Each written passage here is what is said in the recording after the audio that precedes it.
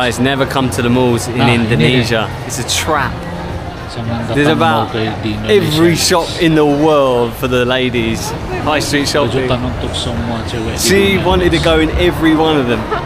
If I was you and I was a bloke, don't take your missus here. Just.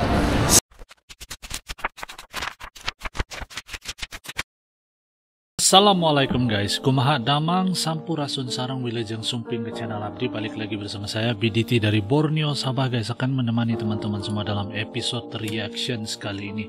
Nah guys, culture shock ini bukan perkara baru kalau orang yang datang ke Indonesia.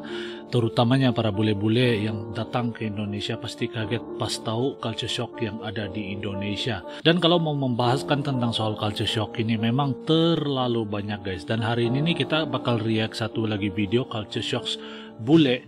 Dan ada satu bule yang bilang jangan ke mall Indonesia guys. Bukan karena buruk, bukan karena jelek, tapi karena mall di Indonesia itu mewah dan harganya murah-murah. Jadi kalau bawa istri atau bawa pasangan pasti bikin ribet dan pasti bakal kocak banget guys kalau bawa pasangan ke mall di Indonesia guys. Nah, kita akan nonton video ini. Buat teman-teman yang belum bergabung, ojo lali guys di subscribe channelku, jangan lupa klik like, comment, dan share.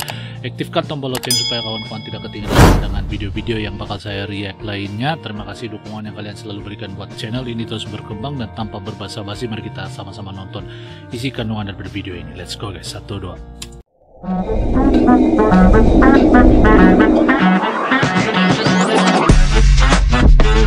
Yo, kumaha damang, salam silaturahmi good people. Ojo lali di subscribe yo channelku.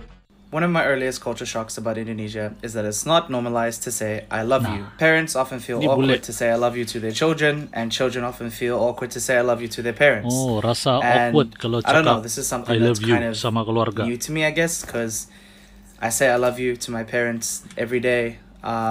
Whenever I'm on the phone with them, I'll say I love you mom, I love you dad.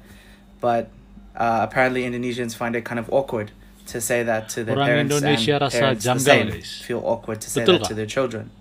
I've heard even some spouses find it awkward to say I love you to their spouse. That being said, I don't necessarily think this is a bad thing per se, considering that love can be more demonstrative than it is verbal. And sometimes those people who say I love you the most don't mean it. But those people who show you that they love them the most do mean it. Nah guys, jadi bule ini bilang kalau di Indonesia itu perkataan I love you atau saya sayang kamu itu sesuatu yang tidak selalu diungkapkan guys. Padahal bule ini sudah terbiasa ngomong begitu apabila dengan keluarga dia, dengan ibu bapak dia. Tapi bule ini juga bilang kalau perkataan I love you itu apabila jarang diungkapkan atau jarang disampaikan, ya jauh lebih bermakna daripada orang yang selalu mengatakan I love you tetapi tidak I love you atau saya sayang kamu lah, tetapi tidak bermaksud dengan niat untuk menyayangi. Itu maksud daripada bule ini guys. Pendapat kawan-kawan bagaimana? Apakah benar kalau di Indonesia itu kebanyakan orang-orang itu rasa janggal kalau mau cakap I love you atau saya sayang kamu guys? Coba komen guys di ruang kolom komentar di bawah. Apakah kalian juga begitu dengan orang tua kalian atau dengan adik-beradik kalian? Coba komen guys. But yeah, what's your opinion on this situation of it being awkward to say I love you to your parents or to your spouse? I'd like to hear what you guys think in the comments. One of the biggest misconceptions in the world today has to be orang miskin itu malas. This lie often comes from rich people who want you to believe that the only reason why you're poor is because you're not working hard enough, and the only reason why they're rich is because they work harder than you. When the reality is, most rich people come from places of privilege, and many of those who do not come from places of privilege manage to just get lucky. The reality is that 70 to 90% of small businesses that start have the chance to fail within the next 5 to 10 years. So one person who made it is an exception to the rule. They are not the majority. As for those who are already privileged, they seem to not understand how hard people who are poor work. Okay, guys. The vast majority of privileged wealthy people have never had to work a real day's work in their lives. I can assure you that a domestic helper or security guard work a lot harder than the average CEO. So don't let some social media influences influence you to think that you're just lazy and the only reason why they're wealthy is because they worked harder than you. Additionally, we should not refer to those people who are poor as arrogant and stupid, and that's the only reason why they are poor. It's very easy to talk when you come from a position of privilege. Pendapat yang luar biasa, guys. Kita sambung lagi nonton video. Guys, never come to the malls in Indonesia. It's a trap. There's about every shop in the world for the ladies. High street shopping. She wanted to go in every one of them. If I was you and I was a bloke, don't take your missus here. Just skip the malls in Indonesia. There is a lot on offer. They have everything here. It's pretty impressive.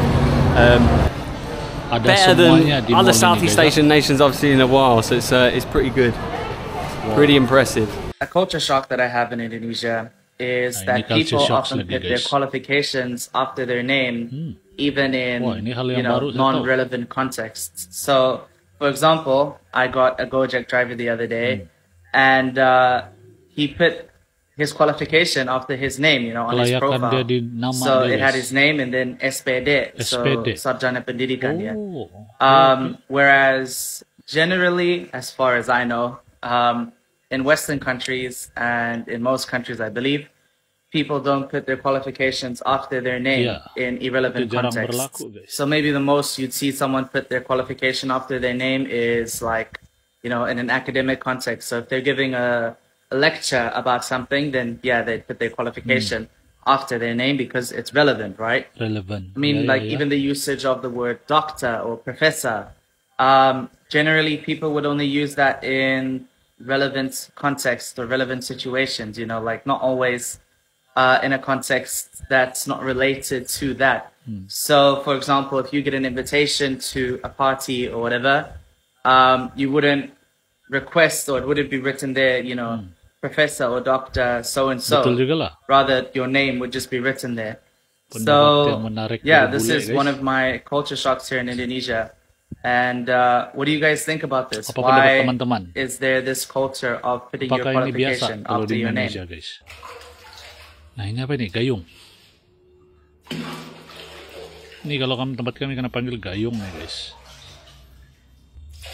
Nah, jamban.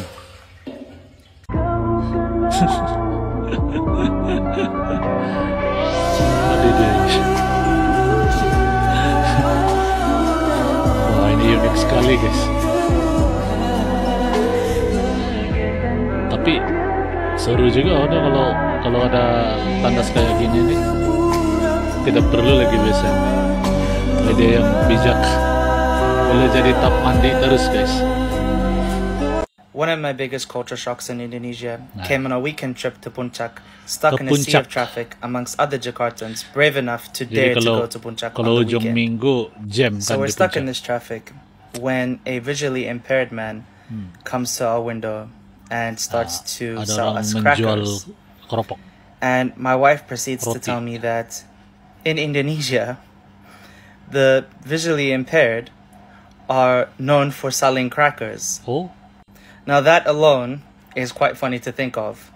But she adds on to this that those who have to feel their way through life, meaning the visually impaired, are not only known for selling crackers, but are also known for being masseuses or masseurs. I mean, the second one kind of makes sense if you think about it. Like a blind person being a massage therapist isn't the most illogical thing.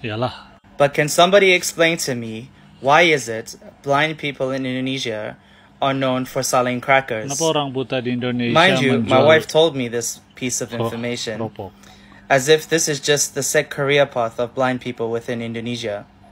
So, if anybody can comment why blind people are known for being massage therapists or selling crackers, please do, because I really want to understand why this is a thing. Oke guys, jadi demikian video baru kita nonton bareng. Apa pendapat teman-teman semua dengan video yang baru kita nonton, guys? Coba komen di ruang kolom komentar di bawah pendapat teman-teman semua. Dan itulah culture shock yang menurut bule ini luar biasa sekali. Contohnya orang buta di Indonesia. Kalau orang buta di Indonesia sinonim dengan menjual keropok ataupun pengurut begitu. Kenapa guys? Coba kalian komen di ruang kolom komentar di bawah. Apa pendapat teman-teman semua? Apapun, Indonesia sebuah negara yang hebat, penuh dengan budaya, seni, wisata, kuliner yang menarik. Dan saya rasa banyak lagi hal-hal yang menarik yang belum kita terokai bersama guys. Dari Sabang sampai Merauke masih banyak culture shock guys. Jadi moga-moga akan ada lagi video-video yang menarik saya jumpa. Dan apa pendapat teman-teman? Sampai di sini dulu.